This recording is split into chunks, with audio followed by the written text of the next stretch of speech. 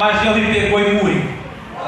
Amados, na terça-feira eu fui convidado pelo pastor presidente a vir a esta igreja.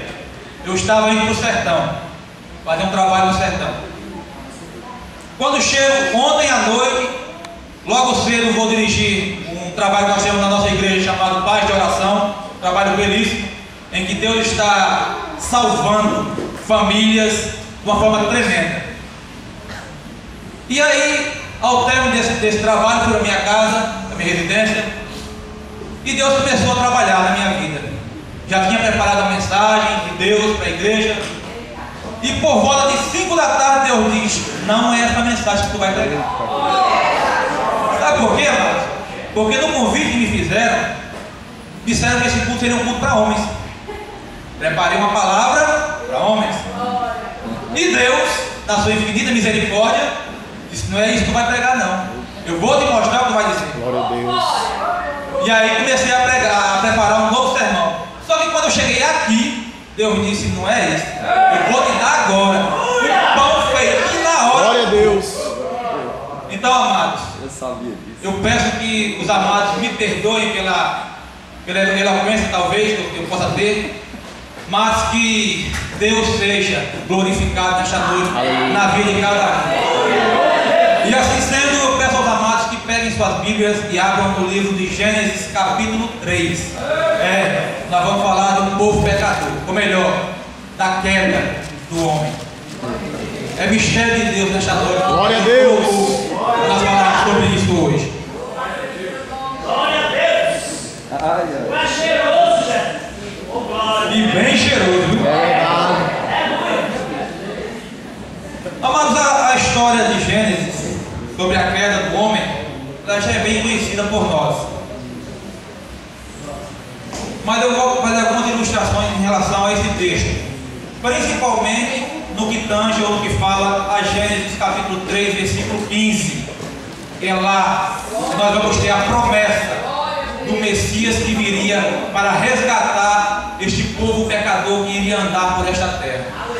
E nós vamos fazer uma pequena passagem durante essa história do povo de Israel que andou por essa terra, a começar por essa promessa que Deus fez.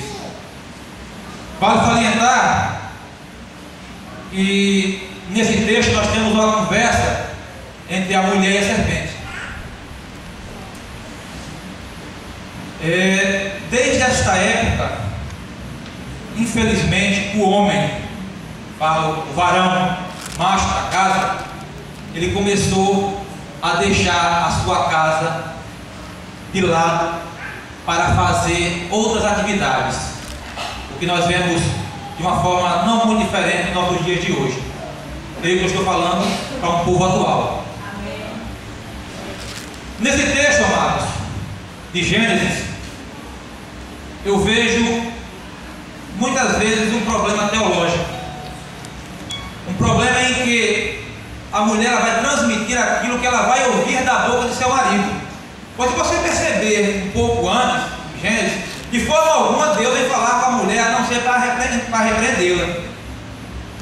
Lá em Gênesis 2,17, Deus vai falar com Adão sobre a questão da árvore. Em 2,17 ele vai dizer para que ele não coma do fruto daquela árvore. Quando a mulher vai falar para a serpente, ela vai dizer: não devemos comer e nem tocar. Isto é um acréscimo que ela faz, porque Adão não foi um homem que deu a verdade que teria que ter dado para ela. Então, desde aí, eu começo a ver o pecado andando sobre o mundo. E o pecado, amados, não é uma coisa que vem de uma vez. Satanás é hábil, ele espreita, ele se anda ao redor de cada um de nós, tentando nos derrubar. E aí nós começamos uma história fascinante de homens valorosos que um após outro vai cair em pecado. A Bíblia mostra a história de vários deles. Vai começar com o primeiro assassinato, na história de 2 irmãos, todos nós conhecemos. Ela vai contar uma história de um homem fascinante, da qual eu sou apaixonado por essa história. Um homem chamado Noé. que vai passar 120 anos doutrinando a sua família, mostrando o caminho do Senhor, como se deve andar, porque Deus disse: olha, eu vou dar um tempo, você vai fazer esta árvore, eu vou mandar a chuva, mas da promessa até a chuva passou 120 anos de Noé persistente na palavra do Senhor, vivendo nos caminhos, e mais, não abandonando a sua família. Uma curiosidade: a esposa de Noé, ela é da descendência de Caim, ou seja, uma descendência pecadora.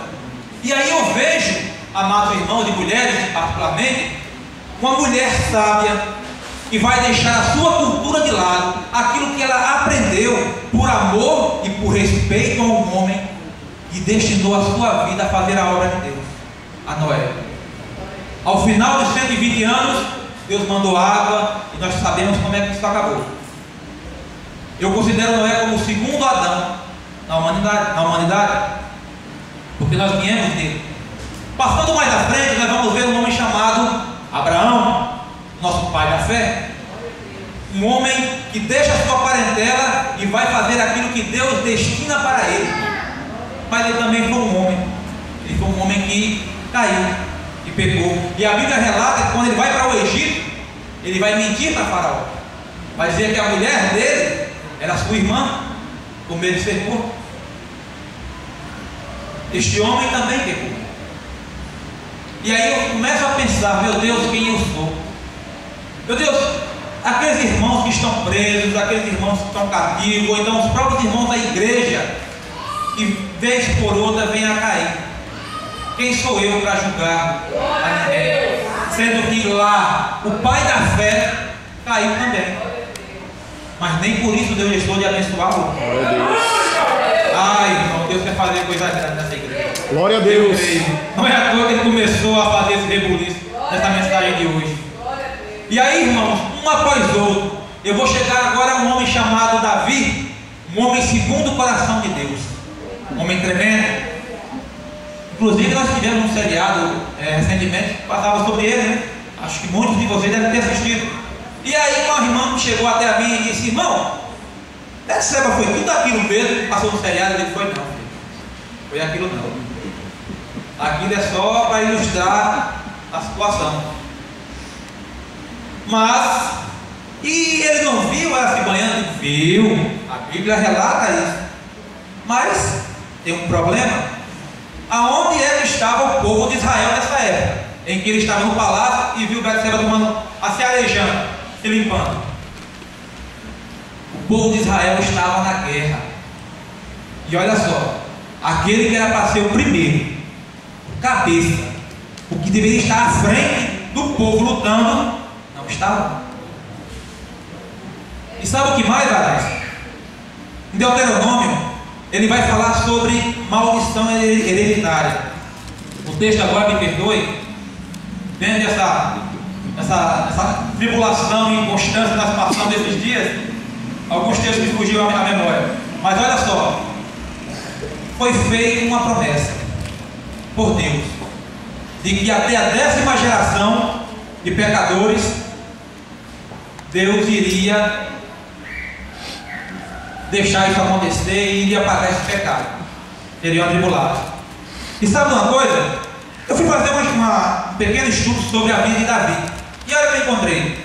Na mãe de Davi existiu um descendente que pecou contra Deus, e Davi era exatamente o 10º dessa geração. Mas Deus matou o filho do pecado. Foi, sabe por quê? Para que não começasse tudo de novo. Nisso, meu irmão, eu vejo a graça de Deus na nossa vida. Amados, a Bíblia continua.